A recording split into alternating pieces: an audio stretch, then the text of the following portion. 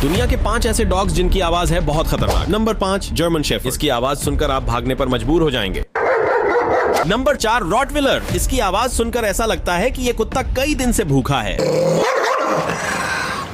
Number 3 pitbull. इसकी आवाज आपकी धड़कनें तेज कर सकती है। Number 2 Hulk pitbull. इसकी आवाज आपको एक मॉन्स्टर की याद दिला सकती है। Number 1 Caucasian shepherd. इसकी आवाज आपको एक शेर की याद दिला सकती है, क्योंकि इसकी आवाज किसी शेर से कम नहीं।